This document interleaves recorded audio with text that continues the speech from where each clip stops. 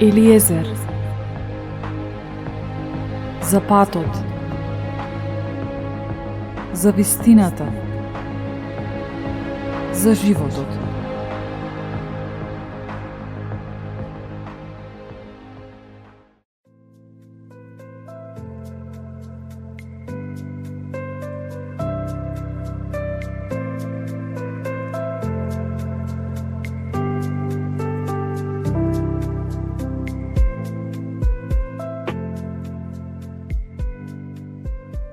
Многу често мислиме дека нам ни недостига нешто, дека не сме доволни, дека нешто во нашиот живот ни фали.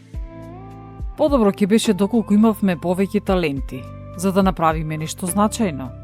Ако сме подобри како личности, би биле со повеќе самодоверба, би биле попривлечни, па на тој начин би ги оствариле нашите соништа. Но, се додека се омаловажуваме мислејки дека сме во уназадување, а не во предност, се дотогаш тоа ќе не држи подалеку од напредувањето. Небесниот татко, кога го планираше нашето постоење, целокупно смисли што ќе ни биде потребно и се што ќе треба да се стори за да стигнеме до остварување на нашата животна мисија. Ни ги дал потребните таленти, силата, самодовербата, надворешниот изглед, големината, нашата личност, без недостиг, без недостаток, едноставно доволни. Божјото слово гласи: вака вели Господ, твојот откупител, кој те обликува во мајчината утроба. Јас сум Господ, кој се создадов, сам ги спрострев небесата и сам ја послав земјата.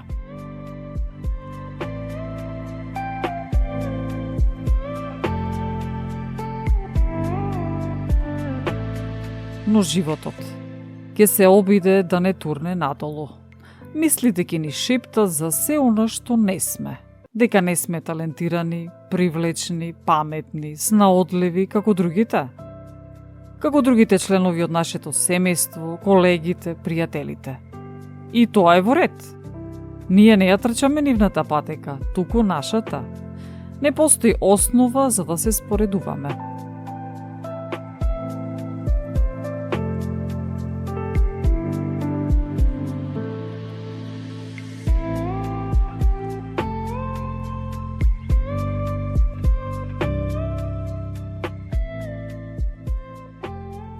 Небесниот татко не прави грешки. Кралска крв тече во нашите вени. Секој од нас е оригинал. Тој не крунисал со неговата благонаклоност. Во псалмите стои: нека се плаши од Господа целата земја, нека треперат пред него сите жители во вселената, зашто он рече и тие настана, он заповеда и се создадоа. А замислата Господова вечно постои. Мислите на срцето негово преминуваат од род во род. Блажен е оној народ на кој Господ му е Бог и луѓето кои он ги избрал за наследство свое. Од небесата погледна Господ ги виде сите синови човечки. Од престолот на кој седи, погледна на сите кои живеат по земјата. Он кој на сите ним им ги создал срцата, ги знае сите дела нивни. Многу чудесни дела си направил Господи Боже мој, и по многу те мисли твои, кој може да се спореди со тебе. Почнав да ги објавувам и да зборувам со нив, но тие број немаат.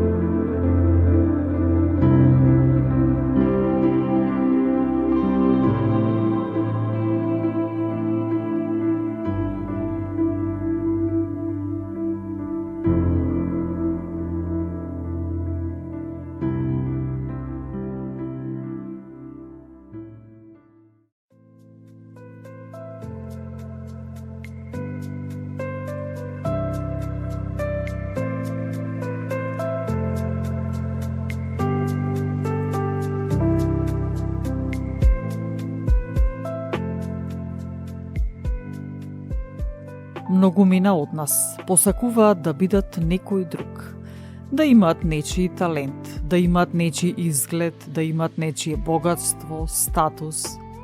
Доколку се присетиме на дел од Божиот збор кој укажува дека на секој од нас не се дадени различни дарови, таланти, ќе заклучиме дека не треба да бидеме сконцентрирани на нечiji таленти и поседувања, туку како да ги скористиме нашите и за тоа да бидеме благодарни и радосни.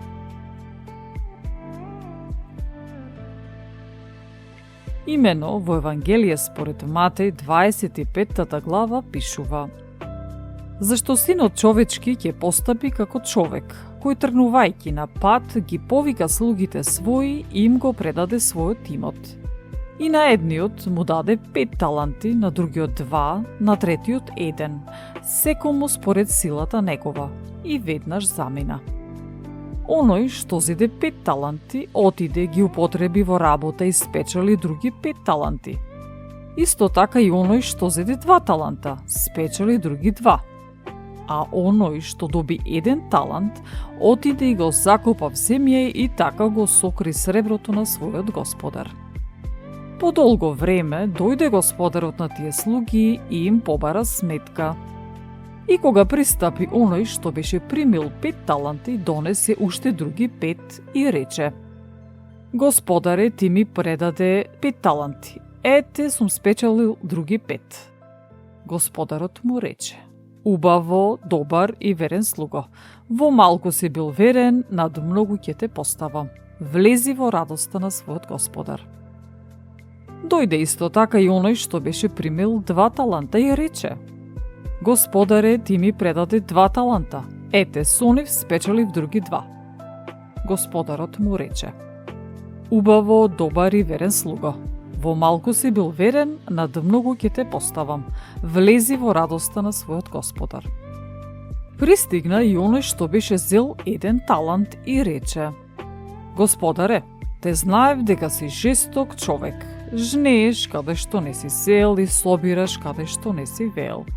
Па се уплашив и си отидов да го сокрив твојот талант в земја. Ете ти го твоето. А господарот му одговори и рече: Лукав и мрзлив слуго, ти знаеш дека жнеам каде што не сум сеел и собирам каде што не сум веел.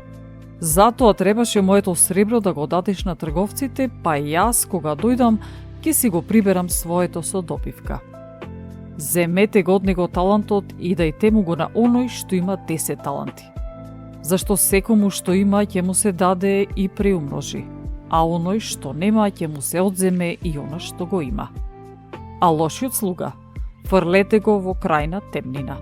Таму ќе биде плач и крцкање со заби. Откако го рече тоа, извика: Кој има уши да слуша, нека чуе.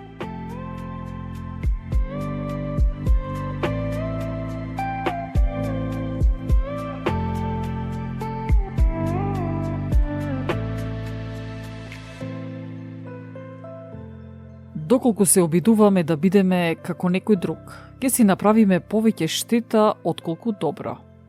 Зошто? Затоа што нечии дарбини за нас ќе представуваат товар. Да размислиме за ова подобро. Например, сакаме да бидеме психолог, психотерапевт или слично. Да, ќе завршиме факултет, разни обуки, но тоа не прави успешни во областа на психологијата. Зошто? Дали знаеме тој поединец што работи, со какви луѓе се соочува, со какви проблеми на луѓето се соочува, колку негативност прима или можеби тага, депресивност, разни животни ситуации, или пак да бидеме хирург можеби.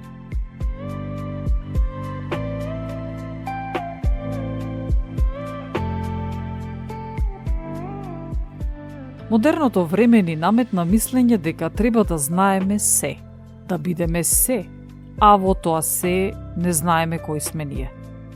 Си го поставуваме прашањето зошто на некој друг му успева, а мене не. Затоа што јас не сум тој или таа, јас имам други дарови кои тие ги немаат. Ним им одговара едно, мене ми одговара друго. Она што е важно е да препознаеме што ни одговара нам и дека она што Небесниот Татко ни го дал е доволно. Убаво е да се воодушевуваме на даровите, талентите, постигнувањата на другите. Но во тој процес е важно да не се изгубиме, да заборавиме кои сме ние, а знаеме си за другите.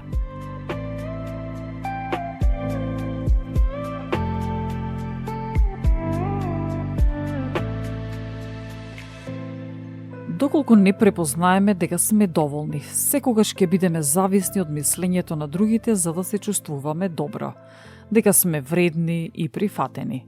Ако живееме со мислата дека сме во дефицит, дека сме под нивото што ние сметаме дека треба да бидеме, тогаш им дозволуваме на другите да не контролираат и одобрувањето го бараме од нив.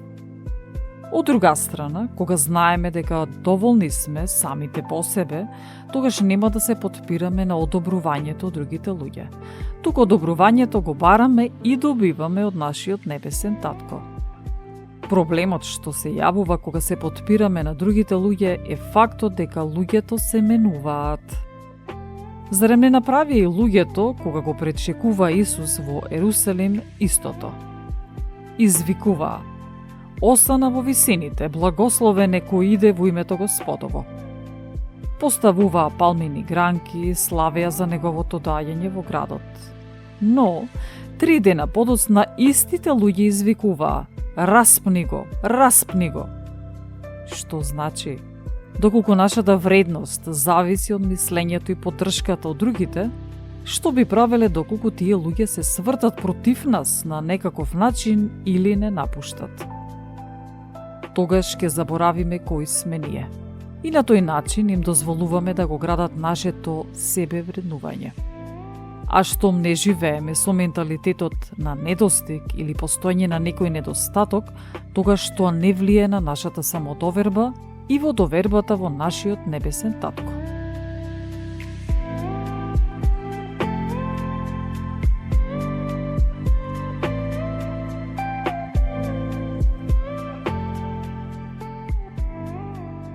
Ние сме направени според неговата слика, нели? Псалм 23 започнува со следново: Господ е пастир мој, ништо не ми недостасува.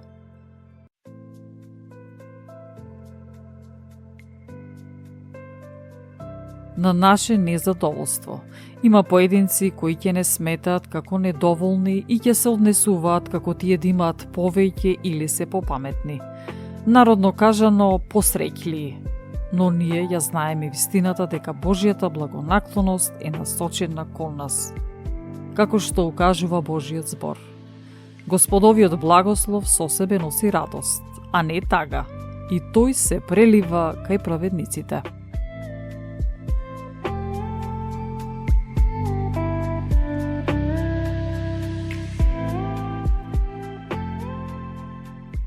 Кој е оној што има право да ни рече дека сме недоволни? Вакви, онакви, некако што треба. Зарем тие не вдахнале живот? Тие не ја одредуваат нашата судбина. Псалм 139 гласи: Господи, ти си ме испитал и ме знаеш. Ти знаеш кога седнувам и кога станувам. Ти оддалеку ги разбираш мислите мои. Патеката моја и јажето мое, ти си ги испитал, сите патишта мои си ги предвидел. Уште зборови не ми дошле до јазикот мој, ти, Господи, веќе ги знаеш. Се што ми било и се што ќе биде, зашто ти си ме создал и си ја положил раката своја врз мене. Зашто ти си ја создал мојата внатрешност и ме прифати од мајчината ми утроба. Те прославувам затоа што сум чудесно создаден. Прекрасни се твоите дела. Душата моја тоа добро го сознава.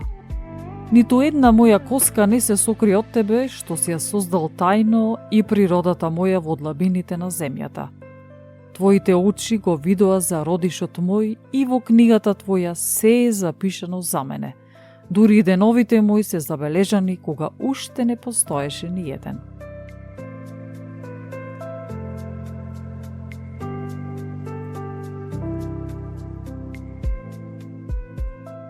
Не ни се потребни нечие одобрение и вреднување. Небесниот татко ни даде одобрение. Небесниот татко ни вели да се погледнеме, да погледнеме во себе и да видиме дека имаме се што ни е потребно. Во второ послание на Петар стои: запознавајќи го Христос, неговата божествена сила ни подарува се што ни е потребно за да живееме побожен живот. Тој не повика да ги примиме неговата слава и добрина. Бог ни даде големи, скапоцени ветувања преку кои и вие можете да добиете божествена природа. Со неа ќе можете да им се спротивставите на вашите грешни страсти и да го избегнете погубното влијание на овој свет.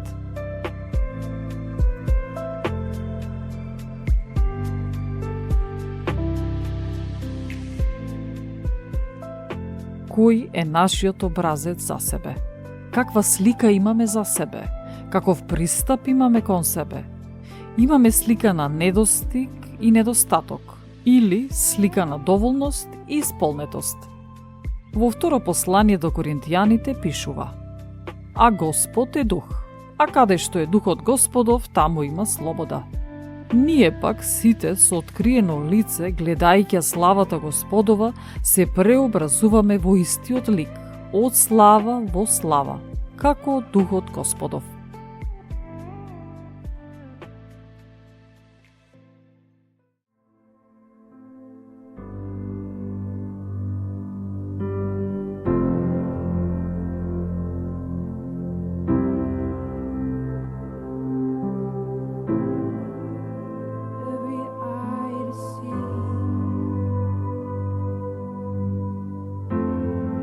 Every eye to see your beauty, God.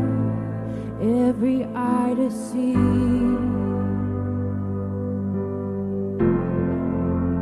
Every eye to see your beauty, Jesus, with your eyes of fire. Every eye to see the beauty of the one true living King. Open our eyes, open our eyes, open our eyes to see the beauty of our King.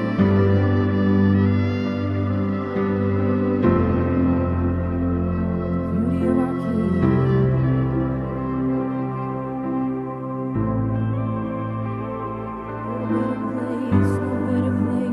No better place than your presence, your presence. Your presence is the only place I wanna be. In your presence, in the midst of your glory, God. In the midst of your glory, God.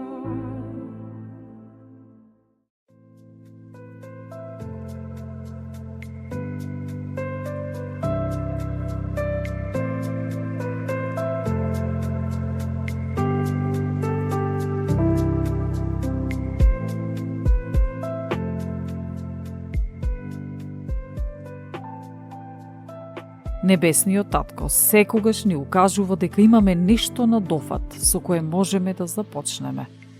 Ќе го посочам примерот со вдовицата која се упати кај Елисеј за помош. Имено, една од жените на пророчките синови со плачење му говореше на Елисеј: твојот слуга, мажот мој, умре. а ти знаеш дека твојот слуга се плашеше од Господа. Сега дојде заемодавачот да ги земе двете мои деца за робје. Елисеј и рече: Што да направам за тебе? Кажи ми, што имаш дома? Таа одговори: Слугинката твоја ништо нема во домот свој, освен еден сад со масло. А тој рече: Оди и побарај садови однадвор, од сите твои соседи, празни садови, собери доволно, потоа оди и затвори ја вратата зад себе и зад синовите своји, и налевај во сите тие садови. Полните ставај ги настрана. Таа си отиде од него, ја затвори вратата зад себе си и зад синовите своји. Тие и подава, а таа налеваше. Кога беал наполнети садовите, таа му рече на синот свој: Дај ми уште еден сад. Тој рече: Нема повеќе садови. И маслото престана да тече. Таа дојде и му раскажа на Божиот човек. Тој рече: Оди, продај го маслото и исплати ги долговите своји, а со тоа што ќе остане ќе живееш со синовите своји.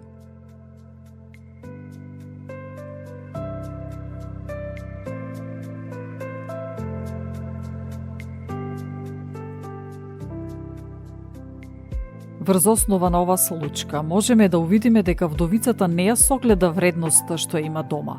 Малку масло. А тоа масло небесниот татко и го умножи. Ќе го пропушташе чудото од причина што мислеше дека нема ништо. Таа гледаше надвор од куќата и Елисеј ја праша што има во куќата. И навистина така. Некогаш не гледаме што имаме, што поседуваме. Имаме образование, но ние го гледаме како недоволно. Имаме некој талент, но го сметаме за недоволен. Имаме идеја, но сметаме дека не е вредна.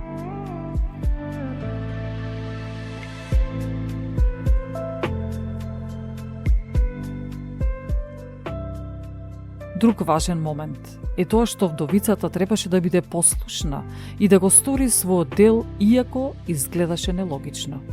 Зошто би го претурила маслото од помал во поголем сад? Иако немаше логика, таа требаше да биде послушна. Што треба да сториме ние во дадена ситуација? Дали треба да простиме некому, иако изгледа нефер? Дали Светиот Дух ни говори да сториме нешто што за нас нема логика?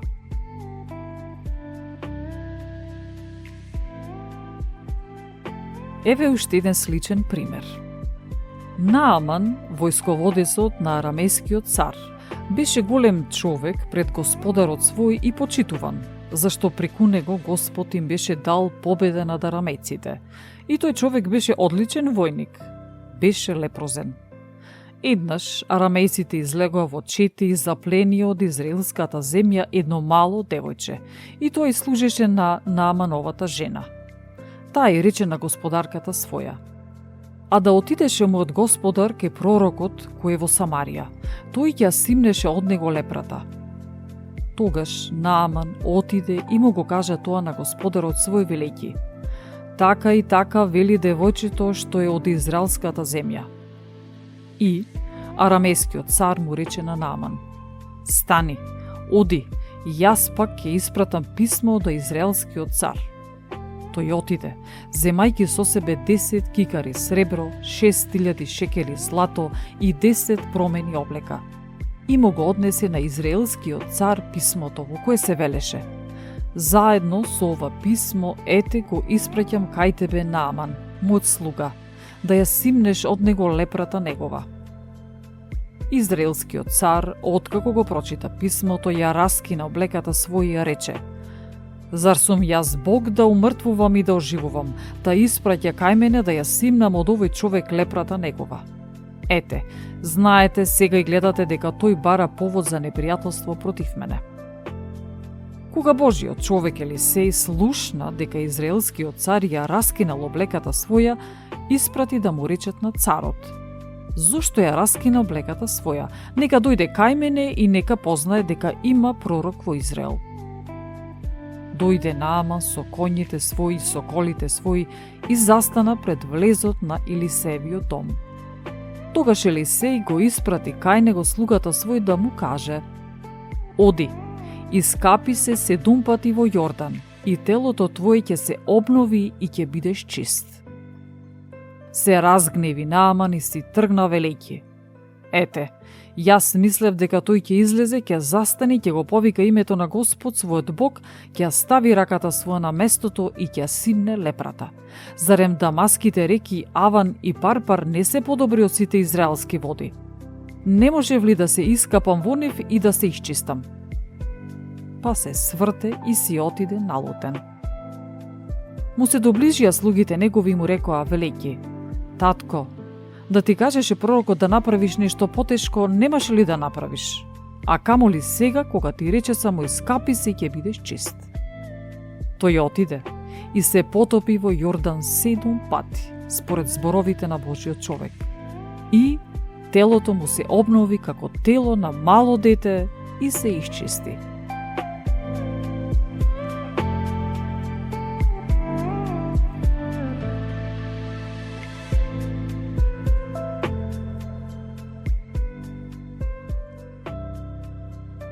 Кога доаѓаме до крајот на нашите способности, тогаш настапува небесниот татко.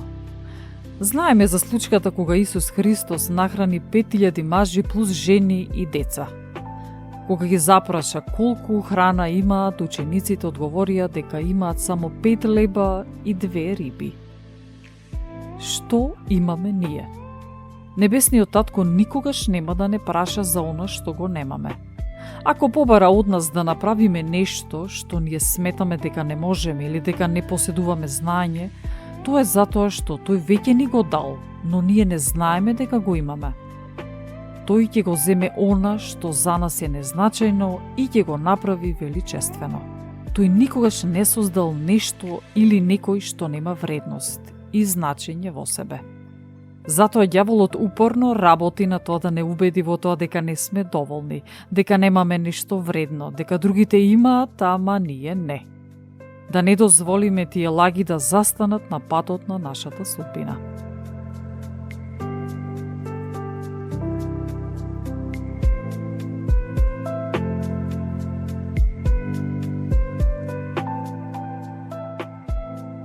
Што имаш ти, драг слушателу? Што тебе ти дал небесниот татко? Тој верува во тебе многу повеќе отколку ти што веруваш во себе си. Те поздравувам со Божиот збор од книга Исус Навин, 1 глава. Да не се одделува од устата твоја оваа книга на законот, туку поучувај се од неа дење и ноќе, за да разбереш како ќе го извршуваш се она што е напишано во неа. Зашто тогаш ти ќе имаш успех во твоите патишта и умно ќе постапуваш.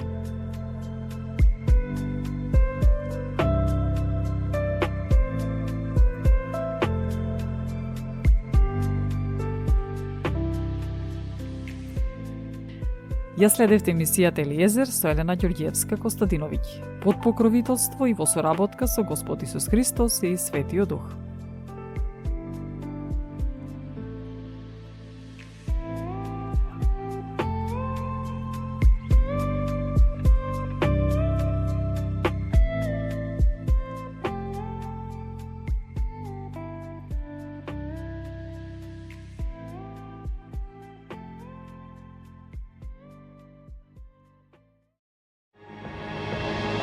Eliezer